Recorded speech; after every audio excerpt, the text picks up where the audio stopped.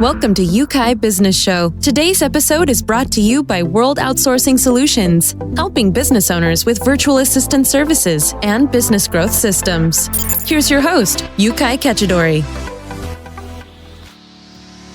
Hi, and welcome back to another show. Today I'm with my friend Randy. For those who've been listening to the podcast, you may recall last week Randy was on the show sharing with us some financial tips. And today we've got Randy back again, to talk to us about this subject. In fact, this is another side of financial planning that Randy is going to be helping us here with.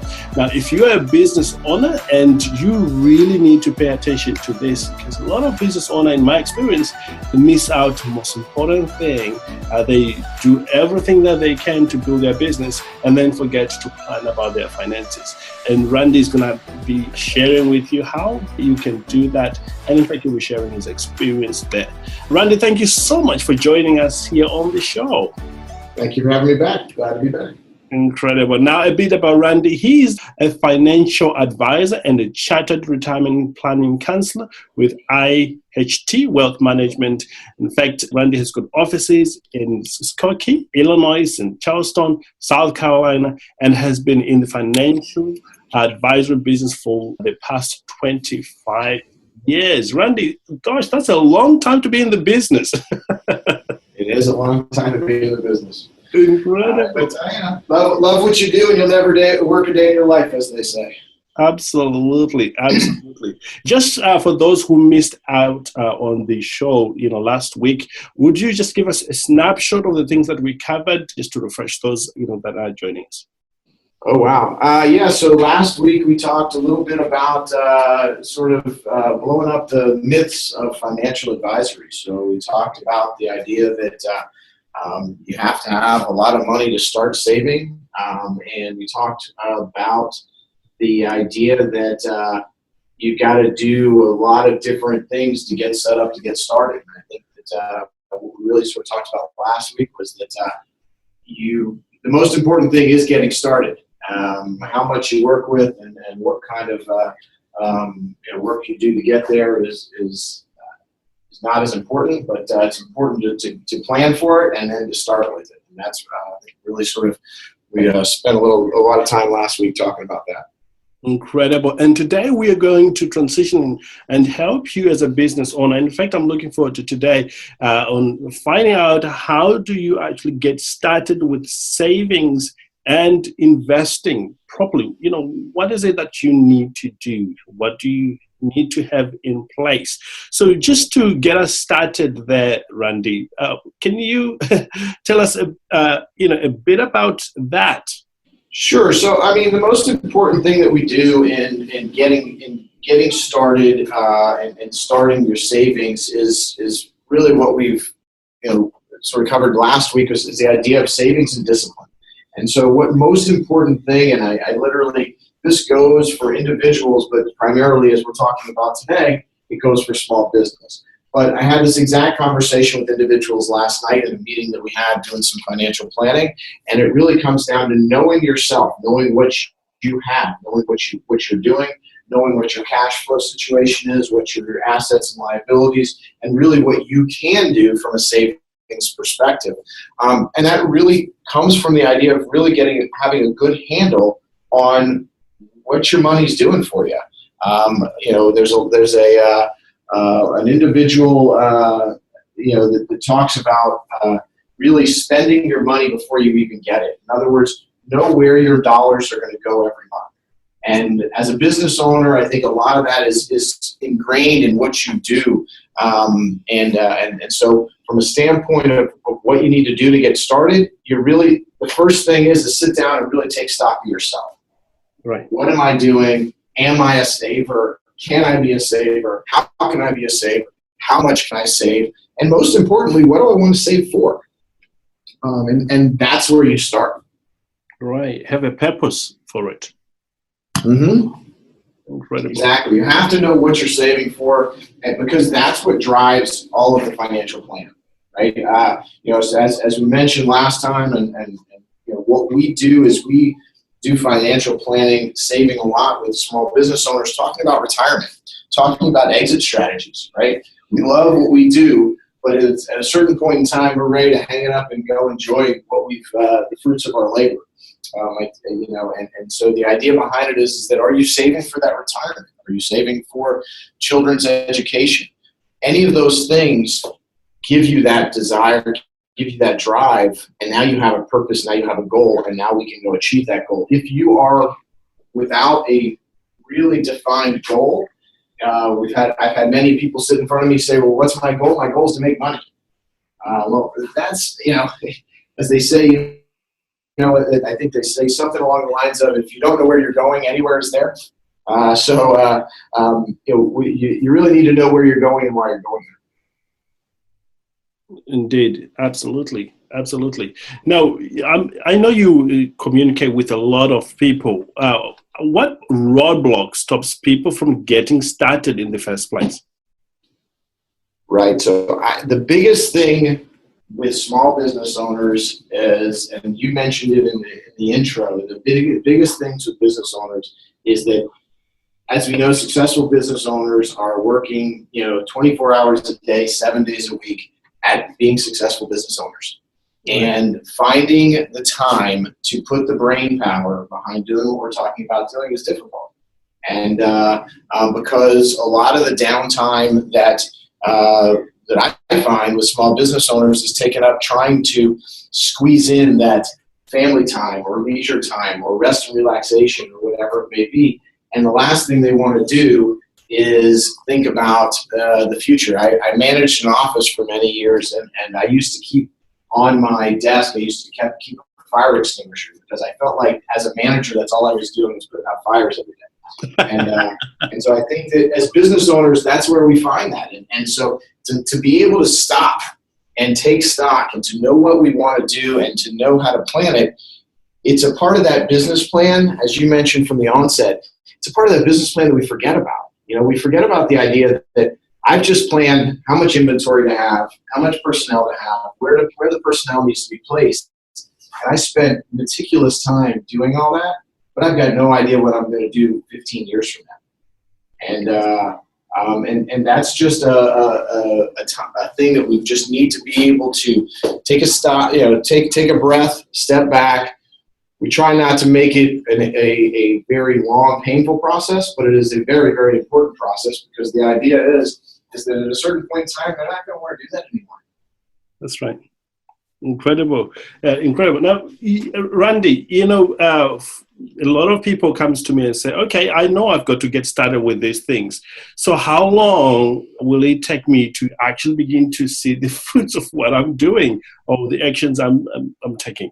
Right. That's a great question. And I think, again, that comes back to the definition of what you call the fruits of my labor, the fruits of, my success. And again, this is where it becomes very, very personal from a standpoint of a business owner, right? Much like an individual, a business owner has different definitions of success. Is maintaining the same sales numbers, is that success? Or is growing at 5%, 10%, or 50%? And today's day and age, it's going to depend so differently on that, on what industry you're in and what you're doing.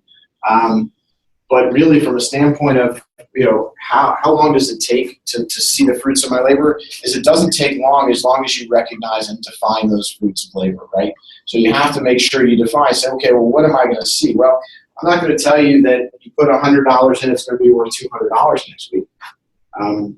If you define success based on did I do as well as Bitcoin seems to have done in the last 15 years, then you're probably going to have some disappointment. But again, it's the same, I would imagine, as myself as a business owner and as other business owners that I work with on a consistent basis. It really is about managing your expectations. Those expectations need to be the idea that I'm saving towards a goal. That goal could be, let's put a name on it. Let's call it, we're gonna put college tuition aside for my newborn child. I just got an email this morning from a client of mine who said, my niece just had another child. I'd like to open a education savings account for that child.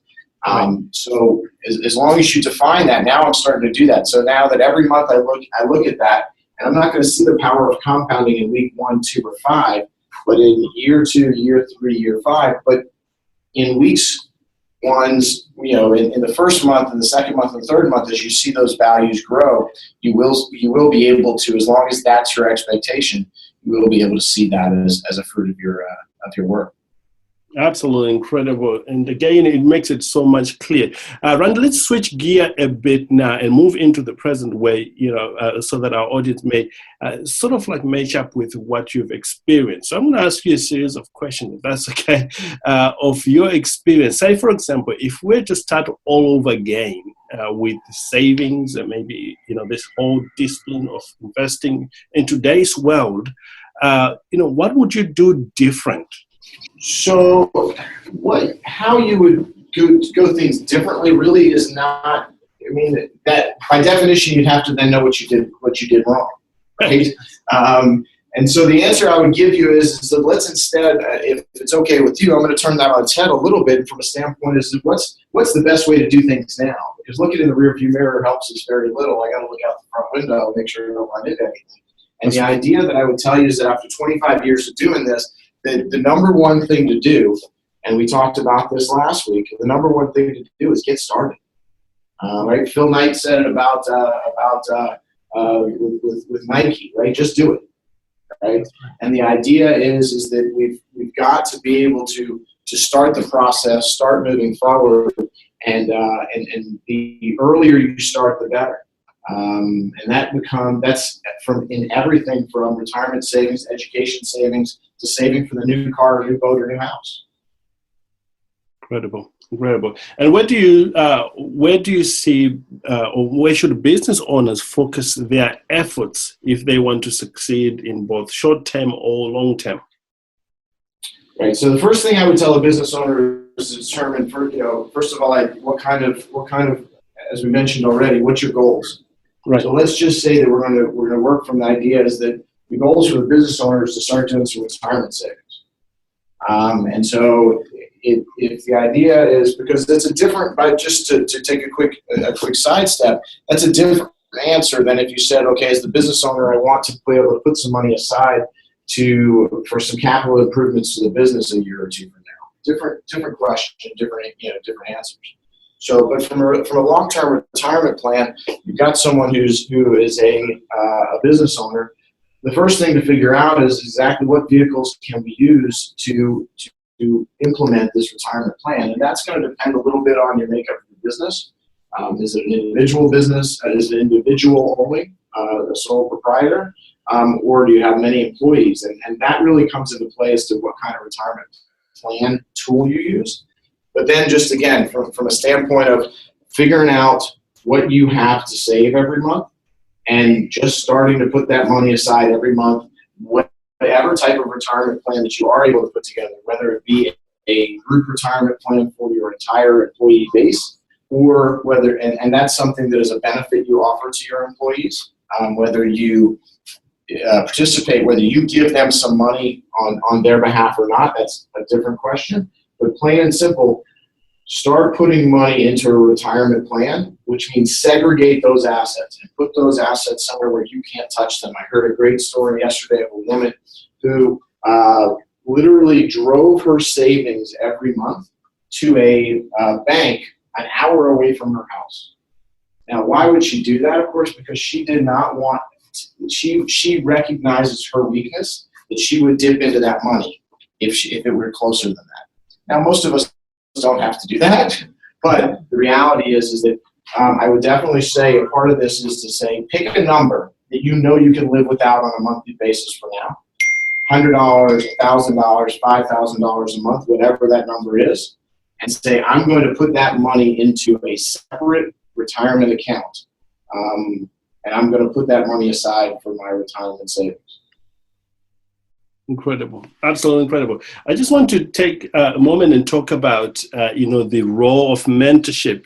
I know, you've had mentors in your life, in your business.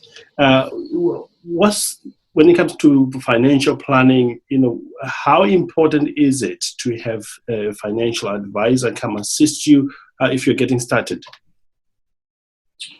Right. So that is something that obviously I believe pretty strongly in for a lot of reasons. But I think that it's very important in like anything. And what we're doing today is a perfect example of it, right? Why does a successful small business owner listen to a podcast about small business? Because they want to get better. That's right. And they know that they don't have all the answers and they don't have all the best ideas.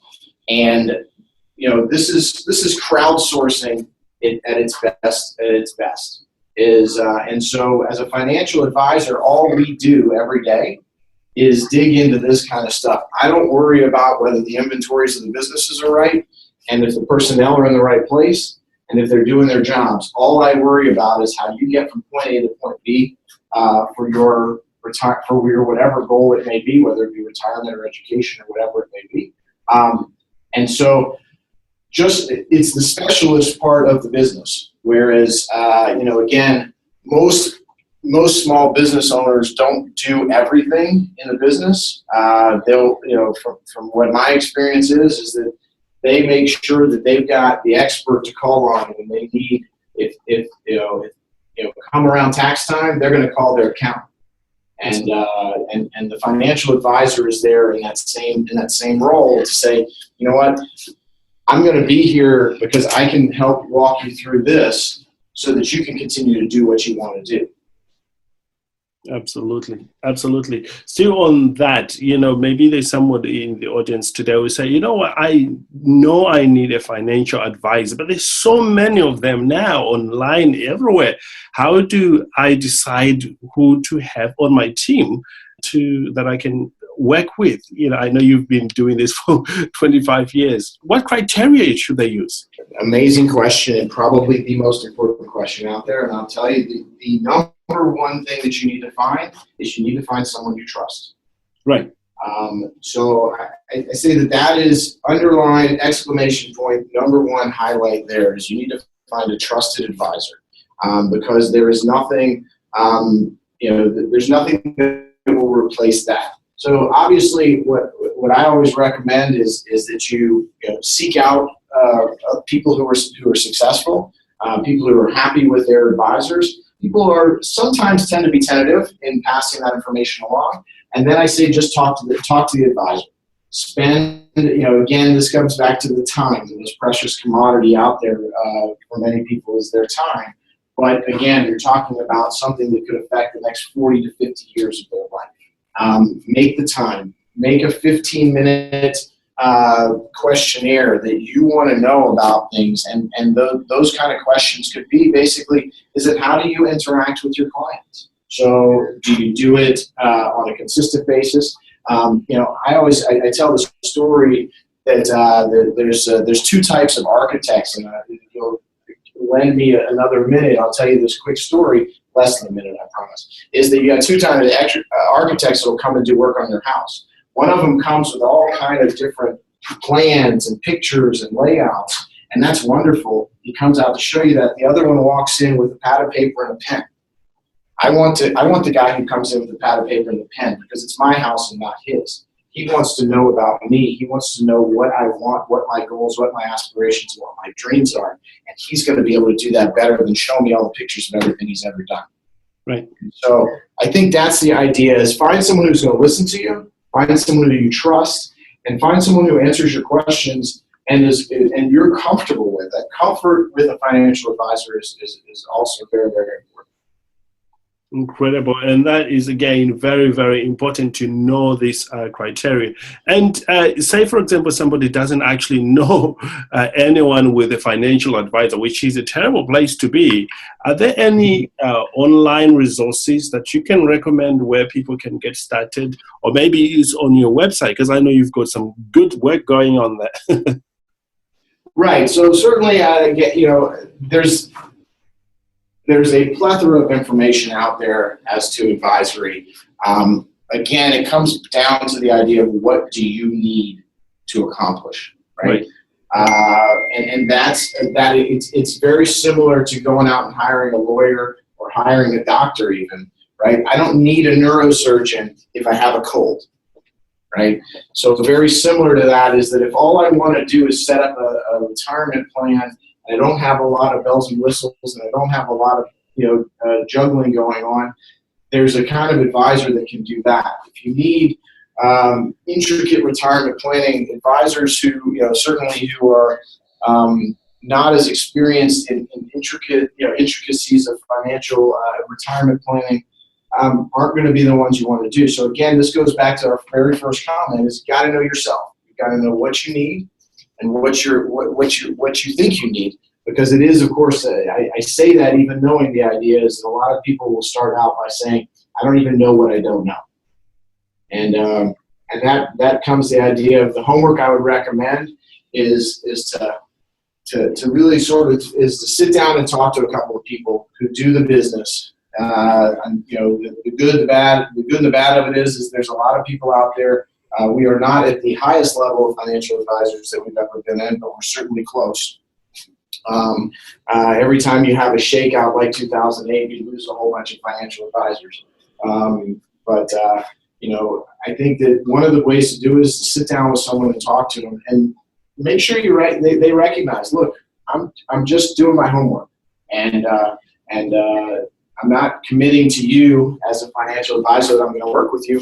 I want to sit down and I want you to explain to me some things about what savings is, what discipline is, in your opinions, as a financial advisor. And I think that's one of the best things you can do is to sit down, find anyone really, but don't just pick one, because you'll get to do that. I actually looked at some online reviews of a computer I was looking at this morning, and I had two completely different reviews. One guy said it was the worst computer he's ever seen, and one guy said it was the greatest computer he's ever seen.